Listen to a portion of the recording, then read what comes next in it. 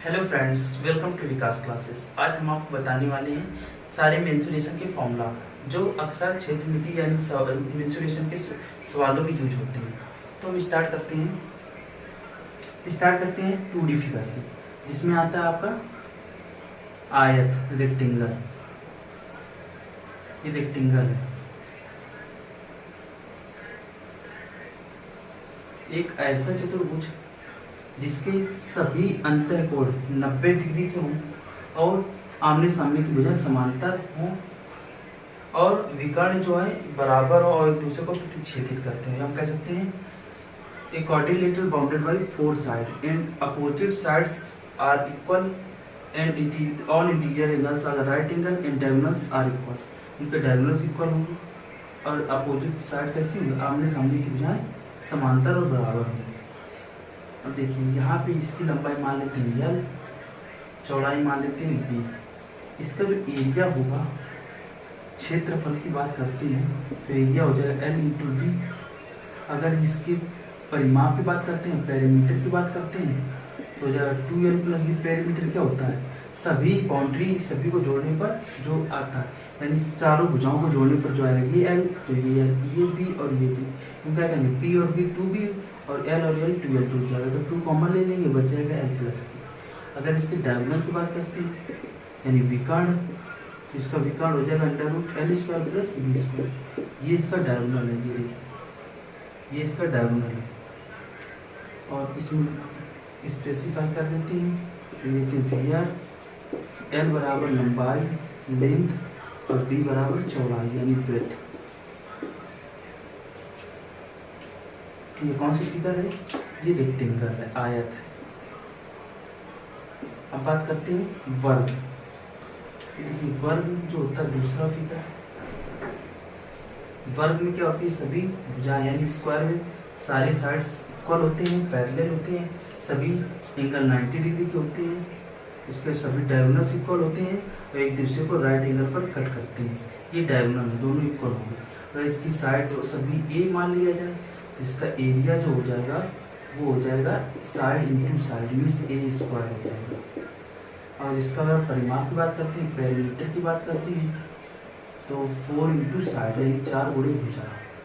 और इसके अगर जो डायगोनल की बात करते हैं तो डायगोनल आपका हो जाएगा √2 इंटू साइड ए, लेकिन where a is equal to a side of square यानी वर्ग की भुजा। अब बात करते हैं वृत्त की। वृत्त एक बिंदु का बिंदुपथ होता है जिसकी एक निश्चित बिंदु से समान दूरी पर हो बाउंड्री उसकी होती है। A circle is a locus of point which is equidistance to the given point, that point is called centre of circle. और ये जो बाउंड्री है इसे बोलते हैं सर्कमफेरेंस। अब देखिए इसे बोलते हैं सर्किल, सर्किल है ये उसका सेंटर को मान लिया जाए। अब यहाँ से यहाँ तक जो हो जाएगा सर्किल किसे बोलते हैं, radius r।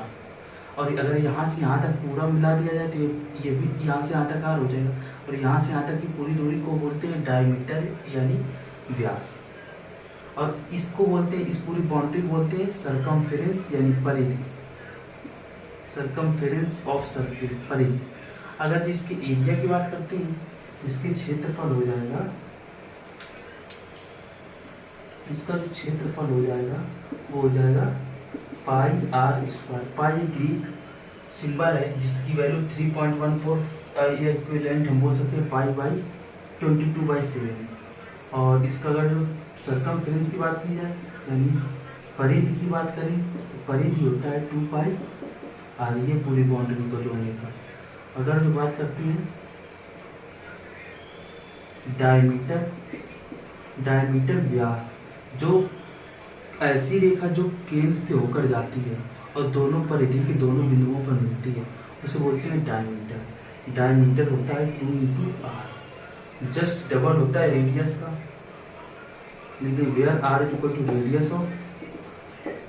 Radius of circle यानी वृत्त की त्रिज्या। अब बात करते हैं पाई की वैल्यू। पाई क्या होता है, सर्कमफेरेंस और डायमीटर का रेशियो होता है, सर्कमफेरेंस और डायमीटर का ये रेशियो होता है। Which is equivalent to 22/7। इसकी वैल्यू होती है लगभग 3.14। अब बात करते हैं अर्धवृत्त की। अर्धवृत्त क्या होता है? एक आधा वृत्त, यानी सर्किल का आधा पार्ट अर्धवृत्त। ये अर्धवृत्त है। अर्धवृत्त में ये सेंटर और यहाँ से यहाँ तक आर हो जाएगा, यहाँ से यहाँ तक भी आर होगा। हम कहेंगे इसका एरिया जो हो जाएगा इसका जस्ट हाफ हो जाएगा, यानी क्या लिखेंगे पाई आर स्क्वायर बटे 2, ये एरिया हो जाएगा। अगर सरकमफ्रेंस की बात करते हैं, सरकमफ्रेंस भी आधा हो जाएगा, पाई आर हो जाएगा। अगर डायमीटर की बात करते हैं, डायमीटर तो वही रहेगा 2r रहेगा। अब इसके पेरीमीटर की बात करते हैं। पेरीमीटर क्या होता है? बाउंड्री को, ये ऊपर वाली बाउंड्री कर जोड़ दो, साथ साथ ये भी बाउंड्री। हम जहाँ पे खड़े हैं घूमते फिरते हम पूरे पाथ को कवर करते हुए फिर वहीं पे आ जाए, तो इसे बोलते हैं पेरीमीटर। तो पेरीमीटर क्या होगा? पहले यहाँ से यहाँ तक चले, सरकमफ्रेंस पे चले, फिर इसके बाद हम यहाँ से यहाँ तक डायमीटर के लिए अलाउ चले। हम बोल सकते हैं इसका पेरीमीटर जो हो जाएगा परिमाप, पेरीमीटर क्या हो जाएगा? सरकमफ्रेंस परिधि प्लस परिमाप, परिधि प्लस डायमीटर व्यास। तो ये आपका आ जाएगा सरकमफ्रेंस कितना है? पाई आर प्लस 2r। तो आपका r कॉमन ले लेंगे, पाई प्लस 2, ये आपका आ जाएगा। जहाँ पे r जो होता है रेडियस ऑफ सेमी सर्किल है, यानी अर्धवृत्त का सेमी सर्किल है, सेमी सर्किल अर्धवृत्त। अर्धवृत्त का क्या है? रेडियस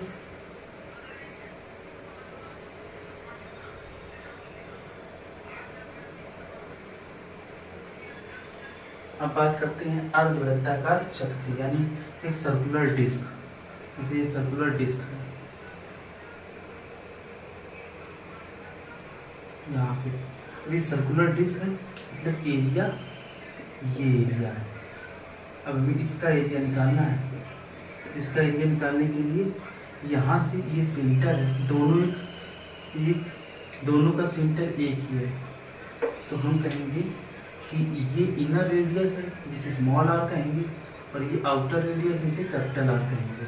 तो इसका जो एरिया हो जाएगा, एरिया ऑफ डिस्क, ये क्या है? सर्कुलर डिस्क, एक वृत्ताकार चक्ति है।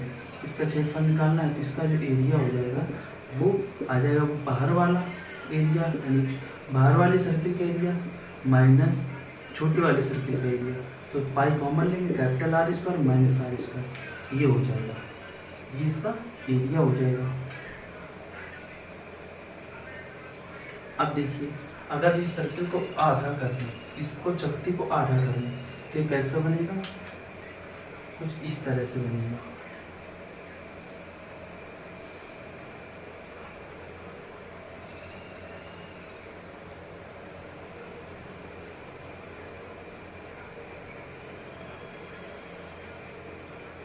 देखिए यहाँ पर ये यहाँ से लेके यहाँ तक इनर रेडियस और यहाँ से लेके यहाँ तक आउटर रेडियस। तो इसका जो एरिया हो जाएगा, इसका एरिया क्या हो जाएगा? इसके एरिया का आधा हो जाएगा। बस ये कर देंगे, लिख देंगे भैया, जहाँ पर कैपिटल आर बराबर क्या है? Outer radius, outer radius means by त्रिज्या, स्मॉल आर बराबर क्या है? अंतर त्रिज्या, इसे बोलते हैं इनर रेडियस।